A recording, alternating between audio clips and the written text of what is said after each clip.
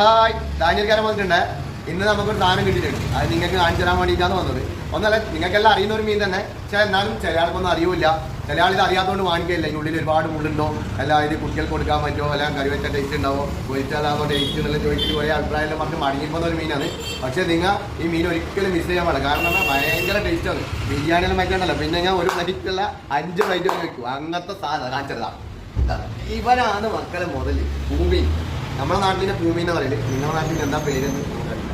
അപ്പം നിങ്ങളുടെ നാട്ടിൽ എന്താ പേരെന്നും കൂടി കമൻറ്റിൽ ഇടണം. ഓക്കെ, അപ്പം ഇത് മുറിക്കുന്ന വീഡിയോ അതിലേക്ക് പോകാം. അപ്പോൾ നമ്മൾ മീനെ മുറിച്ചുകൊണ്ടിരിക്കുകയാണ്. ഇതാ നല്ല ചൂളിയാണ്, കട്ടക്ക് ചൂളിയിലെ മീനാണ്. ശരിക്കും ചൂളി കളഞ്ഞിട്ടുണ്ടെങ്കിലേ കറിയെല്ലാം വെക്കുമ്പോൾ ചിലപ്പോൾ നിങ്ങൾക്ക് നല്ല മുട്ടൻ പണിയും കിട്ടും. അതുകൊണ്ട് നല്ല വൃത്തിയായിട്ട് ചൂളി കളയാൻ ആരും മറക്കണ്ട.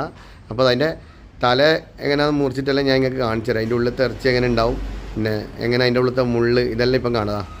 ഇതൊക്കെയാ തല വേണ്ട, ഇതാണ്ട സ്ലൈസ് പീസാണ്. നമ്മൾ അയക്കൂറയെല്ലാം മുറിച്ചാൽ കിട്ടില്ല. അതന്നെ അയക്കൂറൻ്റെ വേറൊരു സാധനം. നോക്കിയാൽ സെയിം അയക്കൂറ മുറിച്ച പോലെ ഉണ്ടാവും. ബിരിയാണി വെച്ചാൽ ഇവനെ പോലത്തെ ഒരു മീൻ പിന്നെ നിങ്ങൾ പിന്നെയും വന്നുകൊണ്ടിരിക്കും മേടിക്കാൻ. അങ്ങനെ ടേസ്റ്റാണ്.